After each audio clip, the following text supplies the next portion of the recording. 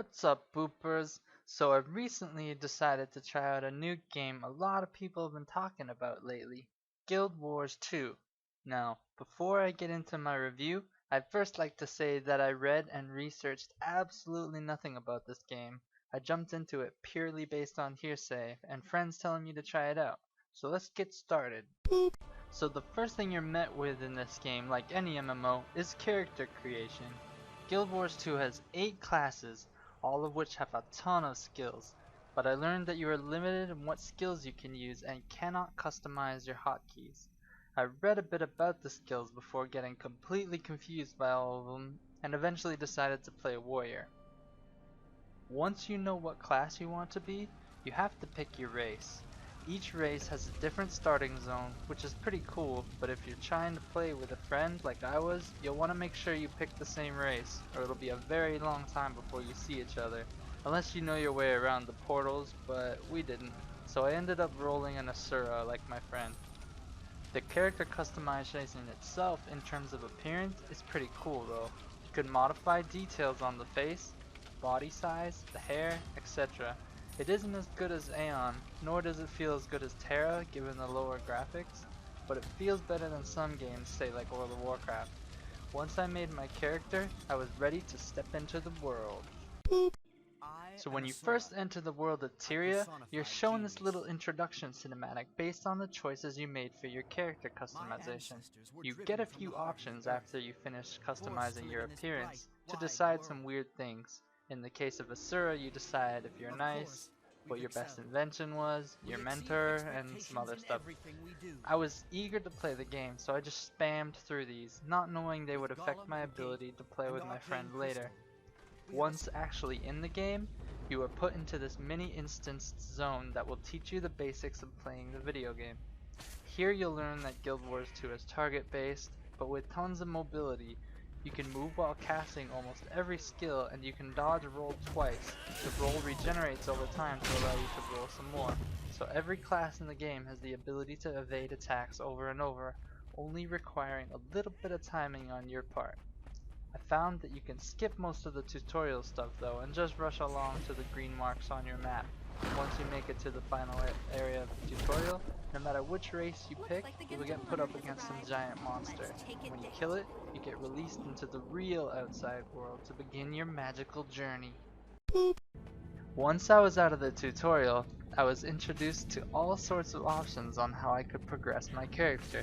Nearly everything I did in the game gave me experience, but killing mobs actually gave me the least amount. You can run around and find vistas, which are cool places to climb, or you can discover waypoints and points of interest, which are basically marks on your map that you just run into. You can also find skill points scattered around the map. Each of them gives you a little task to do, and in return you get a skill point that you can spend on special skills. Or you can finish golden heart quests, which are different than normal quests in other MMOs, as you get these just by moving into the general area of the quest giver, and it will tell you what to do, and often you can do more than one thing to get credit for the quest until it is marked as complete. On top of this, you can also follow your main quest for large amounts of XP, where you can gather materials to craft, which gives you experience, or even crafting gives you experience. The big dynamic selling point of Guild Wars 2 is, though, the event quests. Event quests are quests that start randomly all over the zones and require you to do different things. Some require you to protect something, others gather stuff, some make you escort, and others make you kill giant bosses.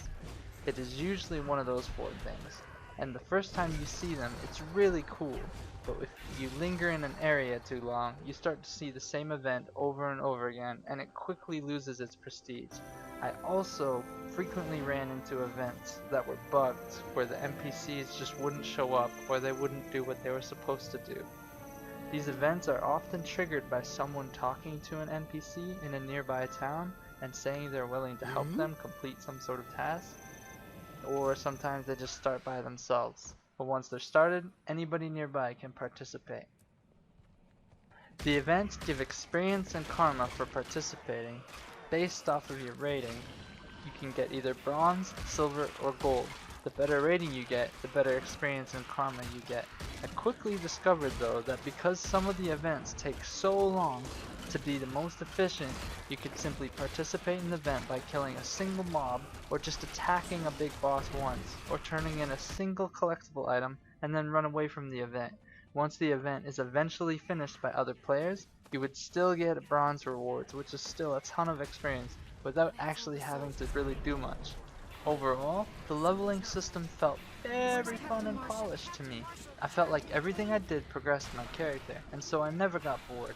I even found some secret caves with puzzles in them, and if you get to the end, you get treasure with blue items in them, so even exploring was fun. My only problem with the leveling was that my main quest was completely separate from the friend I was playing with. Thus, while leveling, we didn't really actually play together much. None of the quests or events in this game share credit, so sure you can work on the same event and quest, but even if you are in the same party, it still feels somewhat like you're playing a single player game the entire time, like Skyrim somewhat. The only benefit to playing with someone is the ability to take down bigger bad guys without having to wait for other people to show up. Another thing in this game that is unique to other MMOs is the underwater combat. If you start fighting underwater, your spells and weapons switch to underwater skills, which I actually found rather annoying. There is one battleground that requires you to fight underwater to capture one of the points, and I'll be honest, anytime I got that battleground, I just completely avoided the water capture point. I imagine the underwater combat is fun, easy, and simple once you get past the learning curve, but seeing as how I hate water in real life, I just decided to stay away from it. Next for me was dungeons and PvE. Tanks and healers don't really exist in this game. There are some classes that can heal others, but not for very much. Everyone is a tank and a healer, as every class gets a self-heal and the ability to evade attacks. When you want to do a dungeon, you can do it with pretty much any group composition, even with people way higher level than you, as if you go in a higher level, the dungeon will lower your level automatically and adjust your stats to match that area. The only thing is you have to spam that chat channel to get a group. There isn't really any sort of looking for group system implemented. I've only tried a dungeon once so far, but during the dungeon my game crashed, and when I logged back on I found out I had been kicked out of the dungeon. I tried zoning back in, as my group was still inside, but it wouldn't let me back into the same dungeon. The only option was for my entire group to leave and start the dungeon all over again, and I decided against making them do that and haven't gotten around to trying another dungeon yet. So I can't say how the bosses are really, but I imagine they're fun. Alright, so now we move on to the big part of Guild Wars 2, PvP. Prior to starting Guild Wars 2, the PvP system was extremely hyped up to me. Everyone was telling me about how it's going to be a huge esport and how amazing the PvP was, because everyone is always equal with equal gear, and so it's completely skill based. Believing this, and realizing you could jump right into PvP at level 1 and automatically gain all your level 80 skills and gear and the ability to queue into the battlegrounds, I was naturally excited. So first, I got into the PvP area. I completed some tutorial stuff. They teach you about capturing points and resurrecting fallen allies. Now, in Guild Wars 2, if your health hits 0, you don't actually die. If left alone, someone can heal you back onto your feet, or you can heal yourself while on the ground. You can also continue attacking other players on the ground. This is cool in the outside world, because even if you die, if you kill the mob that killed you, you're automatically brought back to life. Friends can also res you, and they get experience for doing so, giving incentive for random passerbyers to res that stranger that's dead in the middle of the road. The only penalty for actually dying is durability loss, and if you fall on the ground repeatedly, you get debuffed. Anyway, back to the PvP. Once you complete the PvP tutorial, you get put on this island where you can either queue for the 5v5 tournament matches or some 8v8 random matches. You are also suddenly given every possible skill you can get in the game. The customization with how you play your class is somewhat limited. There are obviously different ways to spend trait points, but in terms of the skills you use, it only changes based off of the weapon you would get, and you can't re-hotkey any of them. You basically have to pick 2 weapons that you can swap between, and you get skills based off of what those weapons give you. It seems cool, especially when you learn all the skills for all your weapons, but when you jump into the 8v8 random battlegrounds, everything looks like a giant mess, or at least it did to me. After understanding how to win the battlegrounds, I tried focusing on fighting other players, and I often had absolutely no clue what they were doing. I would sometimes literally die from a rock flying out of nowhere, but I later learned that people can launch trebuchets and just shoot rocks anywhere on the map and nearly one-shot you, which is kinda cool if you're the one shooting the rocks, but not so cool if you're the one catching them. In teamfights though, everyone seemed to just be moving all over the place. I had a hard time telling the classes apart just because everybody looks pretty much the same. One team is red and one team is blue. You can't really tell them apart by their weapons because a lot of the classes use the same weapons. So the only real way to identify what you're fighting is to click on them and look at their class icon or pay attention to the skills they're using. And you also have to take into account that once the combat starts, everybody can dodge roll, as well as almost everybody can cast while moving, so you're being kited and evaded continuously. On top of that, there are tons of forms of CC in this game, most of which are instant and unavoidable, so there were times where I couldn't move without actually knowing why, as the game shows no real indicator of you being CC'd unless you look at your debuffs while you're fighting, which was hard for me to do when I was still trying to learn what the hell was flying around my face. Some classes were splitting into 5 and teleporting, others going invisible, others stunning me and knocking me back, others were fully healing and fearing me and shit, and often fights were 3v3 or more, so I had no clue who was doing what.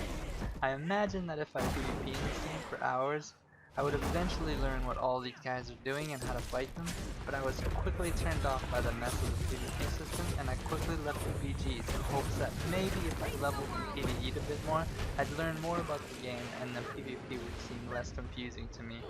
I got to level 45, tried PvP again, and it was the same confusing mess. I imagine the 5v5 is a lot more fun as there's less people and it's more structured, but I didn't get around to touching the tournament stuff as I was eager to test out World versus World. Last but not least is Guild Wars 2 World versus World system. A system that pits your server up against 2 other servers to determine who the manlier server is, but in actuality it's to determine which server has the higher population. This PvP is both vast, diverse, and never-ending, with a sense of accomplishment as things you do successfully will benefit your entire server. You'll be hard-pressed to pull anything off by yourself though, as I quickly learned.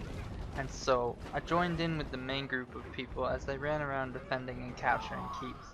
I'm not playing on the best server, as I also quickly learned, but it was still fun nonetheless, capturing points and such.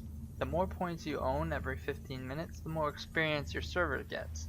And as your server levels up, you earn bonuses for everyone on the server, for different things like gathering and crafting, which is a really awesome system I think. The best part is you are scaled up to level 80 and you earn experience while you PvP out in the world versus world, unlike the structured PvP. The world PvP was by far my favorite part of the game. Anyway, that's all from my Guild Wars 2 review. Overall, I enjoyed the leveling out in the world as everything I did made me feel like I was progressing. I never felt like I was being inefficient with my time. The structured PvP I didn't feel all that excited with, but I think that's probably because I didn't take the time to learn all of the skills of the different classes. The world versus world was a lot more interesting in comparison, and I had more fun with it. And I didn't really get into the PvE dungeon stuff.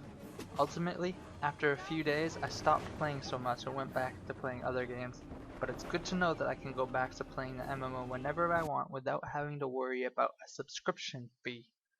So, see you guys later.